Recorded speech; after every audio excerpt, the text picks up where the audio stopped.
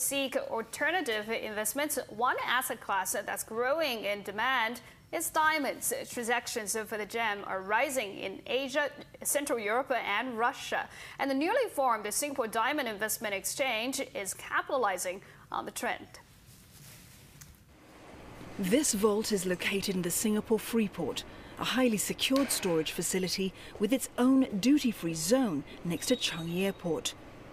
And it's where the Singapore Diamond Investment Exchange stores diamonds, such as this 4-carat stone worth some $220,000 on behalf of its customers. 90% of its clients are Europeans, based mostly in Central Europe and Russia. The demand for consumption diamonds keep going up, 10%, 12%. It's now shifting to India and China mostly. This is where the growth is. The firm wants to grow its Asian clientele from the 10% in 2013 to 30% this year, focusing on customers from Hong Kong, China and Southeast Asia. It's working with institutional partners to market diamonds as an alternative investment asset class. As investment banks pick up in their activity, probably not until the third, maybe fourth quarter, we'll start to see that new cash come onto the market, and those individuals will put it in real estate, they'll put it in other assets, but they'll also put it in diamonds. Prices of polished diamonds fell about 1.6% on year in 2013, but Indian diamond group Rosy Blue expects prices of rough and polished diamonds to rise 4% this year.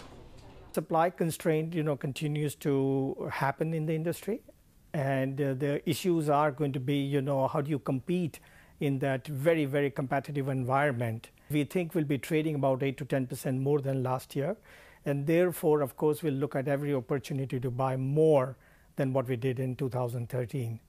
Meanwhile, SDIX says there's no risk of its trades being used to fund illicit activities. We only deal with accredited investors, so the entry point level is $1 million. We follow the same procedures and guidelines that the private banks would have to for MAS. So we have extensive due diligence and what we call KYC forms for our clients. After a slew of high-profile auctions of colour stones last year, the firm says it'll increase its portfolio of colour diamonds from about 4% to 10% this year due to rising demand.